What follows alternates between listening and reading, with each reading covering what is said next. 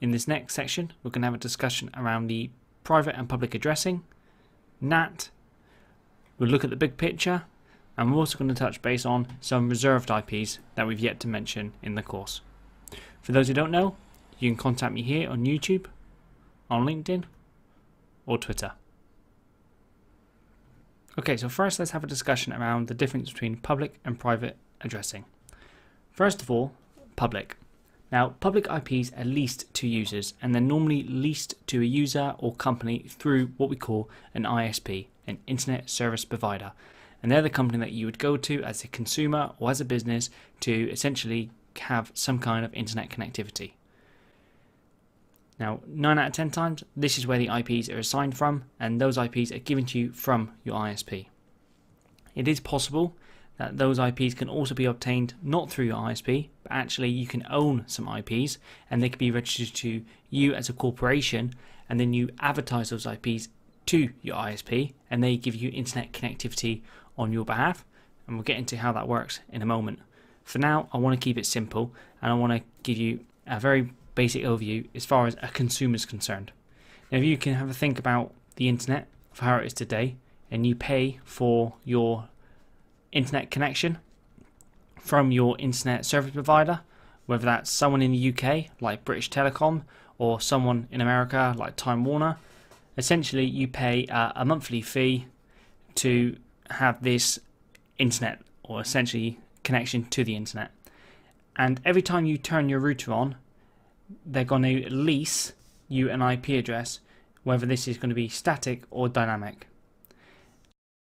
That IP address, again, is globally unique to you. No one else can use that IP address. And the reason for that is because when packets at layer 3 are built and sent out towards the internet, obviously everyone on the internet connects, and they have to be unique in order for the traffic to get back to the correct source and to reach the correct destination. Now, these IPs, like I said, can be static or dynamic.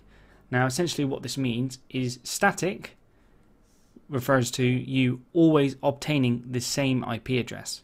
So let's say, for example, the IP address you've obtained is 82.100.110. Every time you turn on your router, that IP address will be assigned to you.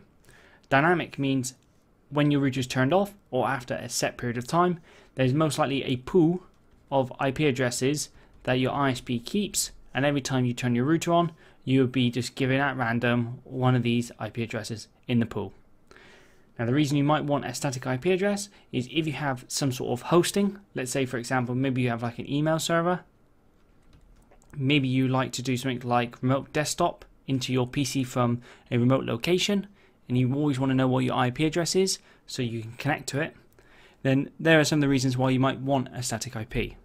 Now, the reason not everyone has a static IP is simply because there's not that many IPs, and it's easier for an ISP to keep a pool of IPs reserved, ready for when users want to come online. And this method allows ISPs to save on IP addressing. Sometimes you may see with static IPs that they're actually chargeable, whether that's a single /32 host IP range, or whether it's a larger, let's say /29 range, which is 6 usable. Those IPs are then essentially leased down to your router, and then you can configure them beyond, maybe on a particular server, or configure it against a particular PC.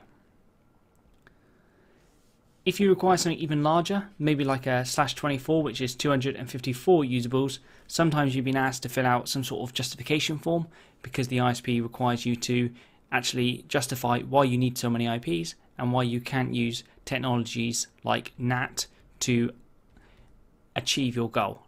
Like, for example, if you wanted to give every single PC on your network a public IP address, that's most likely going to be declined, because ideally you should be using some sort of NAT, or in this case PAT, port address translation, to actually allow multiple private IPs to NAT to a single public IP, sometimes referred to as NAT, sometimes referred to as something called overloading.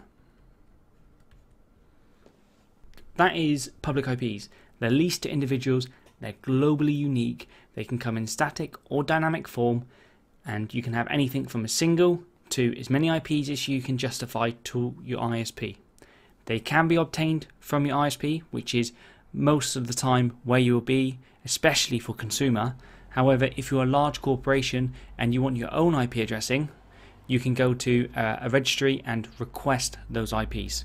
And therefore, because your ISP do not give you those IPs, it's your responsibility to work with your ISP to essentially advertise those IPs to the ISP for them to advertise onwards to their transit providers. So an example of why you might want to have some public IPs rather than using ISP IP addressing, well, there's two main reasons. One is called multi-homing, and the other is referred simply to not being tied down to a single ISP. So let's say, for example, you're a very large corporation and you require a /25. Let's say, for example, you decide to have the internet through 2 different suppliers to add some sort of resilience into your network. Now, because they're 2 different suppliers or 2 different ISPs, they would have been given 2 completely different IP ranges from the registries. And we'll get into the registries in a bit more detail shortly, or where these IPs actually originate from. But this /25 essentially can't be advertised to you from both ISPs, because not both ISPs can own the same /25.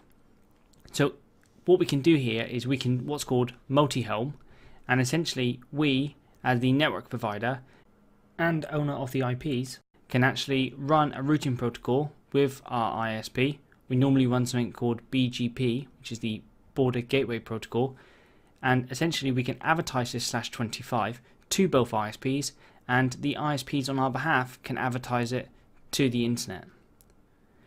Now, because we give permission for these 2 ISPs to advertise it on our behalf, already what we've got here is 2 resilient links downstream back to our network through 2 different providers. Because it's our /25 IPs and none of the ISPs actually own them, what we can also do is, if an ISP in the future, let's say we don't agree with their customer service, agree with their company, what we can also do is actually move those IPs away and go with a different ISP, and again advertise those IPs through the new ISP.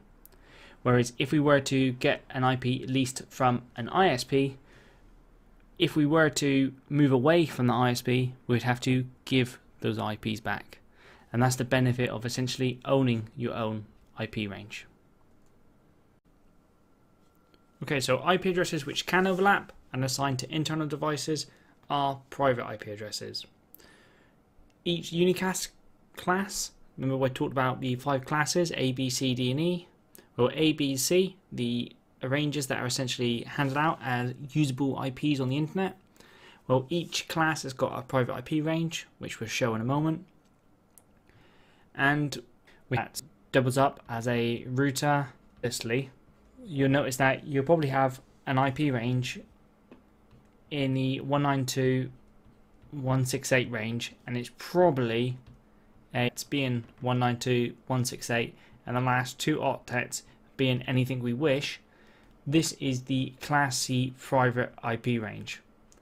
This means that all your devices, your smart devices, your tablets, your PCs, wherever they may be, they will automatically obtain through a protocol called DHCP, the Dynamic Host Configuration Protocol, an IP address to communicate both locally within the network and globally outside the network.